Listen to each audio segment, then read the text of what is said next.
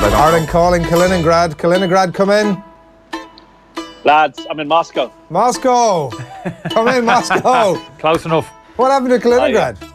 I flew out at 5 a.m. and I've just arrived at Red Square. I didn't sleep a wink, so you got to forgive me if I start jumbling my words or getting anything wrong, statistically, folks. But yeah, we have to keep moving on this World Cup show. Wow. Keep moving. A lot going on. Sleep has been at a premium, is what you're saying? Yeah, but we're at the Robinson Crusoe phase of the journey. I'm actually exactly around at halfway now. So, no, that's if you can't embrace the adventure, you shouldn't be here. So, very good. Back in Moscow now, and looking forward to the two last 16 games, which I'm going to here. Spain against Russia on Sunday, and then Colombia, England on Tuesday. So you were at England, Belgium last night. It sort of seemed to me in the first half there was a little bit of booing. I know this had appeared up at one of the other games. Maybe it was the Japan game. There was a bit of booing from I think a lot of the Russian supporters in terms of the maybe effort that was put in by both sides. Was there some booing last night, or how did that performance go down? Yeah, it was a lot of booing, Adrian. The other game that I saw that was France-Denmark in Moscow here. The more the tournament has gone on, the more Russian fans I've seen. Maybe they're embracing it more. Maybe that other fans have gone home, because I saw a lot of Colombians and Brazilians at early games in the first week. But yeah, a lot of booing at halftime, justified. The first half was for a World Cup. But that's what happens when you have Gareth Southgate making 8 changes and Roberto Martinez making 9 changes. And yeah, the booing subsided then because the game got a little bit better. But it has been a feature. A lot of Russian fans just making Russia chants kind of sporadically during the game, and England were there, but they weren't there that plentifully. There was a 33,000 capacity stadium. I'd say probably about 7,000-8,000 England fans there. A lot of Belgian fans as well, but not a takeover of a stadium as you might expect from England. Yeah, it wasn't necessarily a full-blooded affair either, was it? Like, I mean, it was. We've been discussing, and you've mentioned it yourself, all the changes that were made. It was a bit of a look at, if we lose this one, we lose it, and so what? It was. Sort of 70-75% effort maybe from both teams? Yeah, it was, as Roberto Martinez called it, a celebration of football. And I'd say he probably didn't want to finish first. They got 2 early bookings, which was interesting. Both for fouls of Danny Rose, Tielemans and Donker. But then Adnan Januzaj, who once nearly could have played for England. There was so much hype around him when he was at the early stages of his Manchester United career. He's now at Real Sociedad. Comes out and turns Danny Rose inside out like the washing, and then plants one into the top corner. And Marcus Rashford had a one-on-one chance about 66 minutes into the game, blew it. But Belgium's reserves, if you were going to call it the battle of the reserves, were better than England's reserves. Fellaini put himself about, didn't do too badly. Dembele is always an assured player in the centre of the park. Batshuayi, we all know that he smashed the ball off the post and into his face after the goal was scored. That was quite humorous. Vermaelen started from the outset. Would he be in line to maybe challenge Boyata for a place in the last 16? Company came on with about 15 minutes to go. That suggests to me he's probably not fully fit. And I think what's happened is, in this world now we live in, lads, where everything is about the instant. So England are going to win the World Cup, and the hype is massive. And now it's all these question marks now about Gareth Southgate's team selection, and it's a gamble, and will the gamble pay off? And we'll only know how much of an impact the Belgium game will mean after the Colombia game. So already, like, you can hear you can hear not the knives being sharpened, but you can hear people going to the kitchen.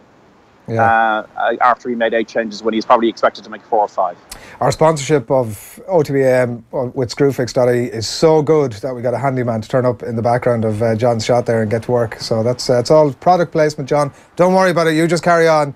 I did wonder, just on that note, Kenny, while we're discussing England, if in terms of changes, like, it was because they weren't playing full-blooded, because there were so many changes that were made, and so in terms of the round of 16, I wondered if Gareth Southgate is minded to make any changes from what he's seen last night. No, you've mentioned Danny Rose already, and he might be the obvious one maybe to come in for Ashley Young, but what's your sense of the evidence last night? Are there obvious changes? Yeah, well, I spoke to you last night. I was actually watching the game last night, but I wasn't watching the game because I was in a pub with a bit of family and friends, and some family I hadn't seen for quite some time, so that's an absolute impossible feat to try and watch a game of football and I can talk as well. So yeah, so I shouldn't really be talking in too much detail in terms of the game last night. But in terms of going forward, Southgate obviously will revert to the previous team.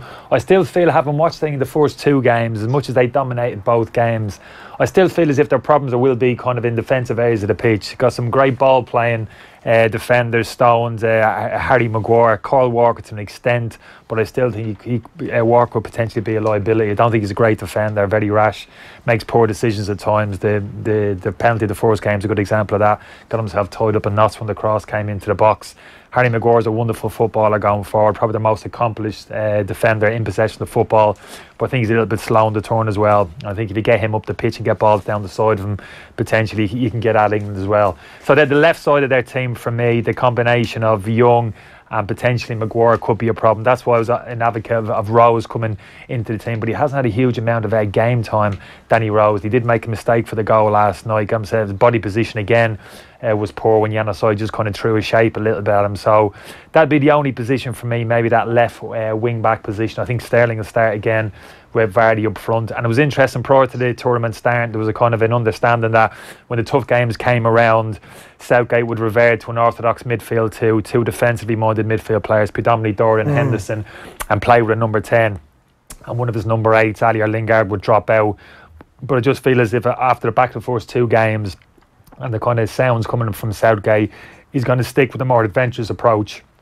One holding midfielder, Henderson. Yeah, without a doubt, Henderson, and the two number 8s in advance. I think he feels they're more cohesive, better passing angles, and carry more of an attacking threat. So that'd be interesting. I expect to actually stick with that for the game against Colombia. But in terms of personnel, just the potential changes that I spoke about.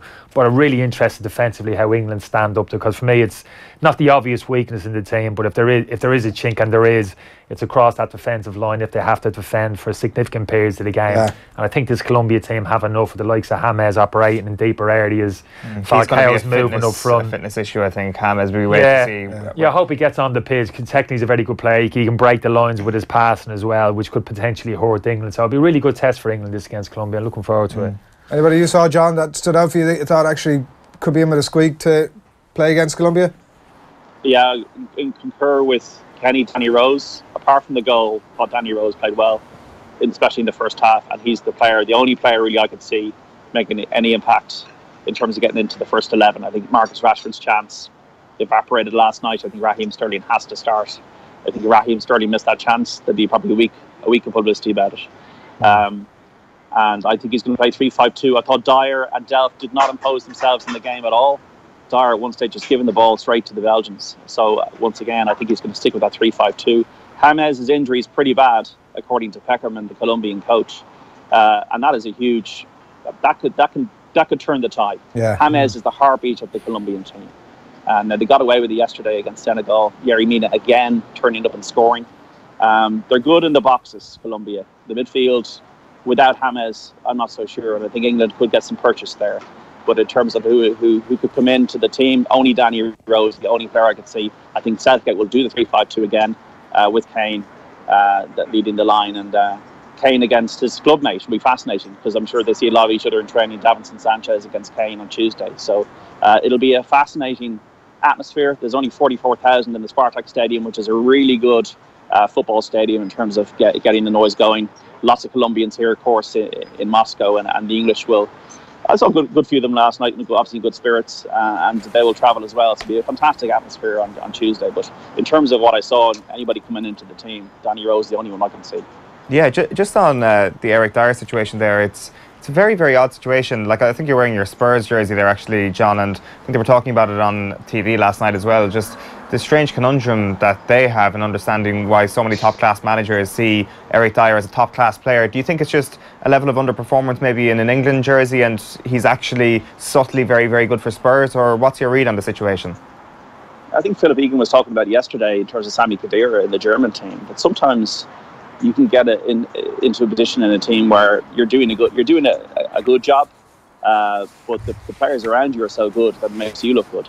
And I think that if you're in a fulcrum role in a team that Eric Dyer was supposed to be in last night, and when you're meant to be leading the way and doing that, you can get exposed. And I think that's what happened last night, where I think at Tottenham there's big players around him. Dembele being one of them. So, yeah, I mean, like, what does Jose Mourinho see in Fellaini? You know, we have all these arguments, and people, you'll see it on social media the whole year round. Managers see things in certain players. Del Bosque said that about Busquets, that Busquets is the most important player in the Spanish team. So, and he's a far better player than Eric Dyer is. So, but I suppose from Eric Dyer's point of view, it's, did he do enough to get a look in, even as Kenny was saying, in two-man midfield and defensively, or to replace Henderson? And not a hope. And I suppose that just shows how limited, beyond 1 to 11, Gareth Southgate's team is. And the honeymoon is now fading, lads, and the honeymoon is over, and now we're into serious business. Yeah, a couple of things before we let you away, John, because I know you are on Tuesday night, you are at that England-Colombia game in Moscow. You're also at Spain-Russia, and it's a bit of a sense here that this is where it all comes crashing down from a Russian point of view. Is that your take on it? Absolutely. I think Spain will pass them out of the World Cup. Far superior team, even though they've had a little wobble here and there in the group stage, Spain. But look, Russia had been exposed against Uruguay. The first two games, they got a run on Saudi Arabia. They beat Egypt with Salah not fully fit. And then Uruguay did what they needed to do. They rallied well, to be fair, in the second half, but Golovin will be crucial to their chances. Obviously, they'll have the home support, but home support is not enough. And to be honest, I think if Russia go out of the last 16, they can say it was a successful World Cup. But Spain, looking at the brackets, lads, that's what fascinates me with the whole thing now. The bracket, one of the brackets is absolutely awful in terms of, you got Uruguay, France, Argentina, Portugal, Brazil, Belgium on one side of the draw, and then Spain, Croatia, Colombia, England, Switzerland, Sweden on the other side. So Spain should be licking their lips right now in terms of the draw. And of course, Croatia won't be any. Croatia will fancy their chances as well now. So this could be a fascinating. The other side of the draw could really throw up something, and I think they can get through Tuesday. And who knows? Was it pineapple bounty? It was a pineapple bounty that I saw in Moscow about 2 weeks ago, and I tried to get out of a vending machine and it wouldn't let me. So I thought that was my chance gone, but I saw it again last night in Kaliningrad airport, and I got it out of a vending machine. I think it's the definition of going rogue. I've never seen anything like that before. Had a taste of it, and it was just it just felt so wrong that I had to throw it in. Bounties full stop. I would agree with that. I've always tasted wrong to me. You've got a bounty in your selection box at Chris, you were trading it. That was your first trade, wasn't it, your bounty bar? Well, it's usually just in celebrations. I'm actually rubbing my hands come the 28th of December when it's just the bounties left at the bottom of the celebrations box. Oh, you love a good bounty? Yeah, 100%. Not sure will they go for the pineapple version in celebrations boxes in future. John, will you do us a favour and bring Eoin back a pineapple bounty? Please do. I think we need a second opinion on this one. And also, will you tell that... Go on, yeah. I'll give some impressions of Kaliningrad and off the ball. I'm going to do my diary of the last few days. Just once again, defending Neymar, because I think Neymar, I haven't seen him in the flesh. What a footballer! And I think the more urgent the World Cup gets, the better Neymar is going to play, and the less histrionics we will see. But Kaliningrad, fascinating place given the history of it. It's between Poland and Lithuania. It's an exclave of Russia. It's kind of I felt like a bit of a time warp at times, but it was an interesting place to see, and I'm glad I saw it. Is that workman still around you there? I don't know. I'm concentrating too much looking at the screen.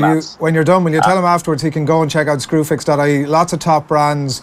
It's a dedicated Irish site stocking over 15,000 products, John, across all sorts of ranges that I'm sure he'd make some use of. Adrian, Barry, I think that's the best sponsorship line I've ever heard delivered in my years of working in media.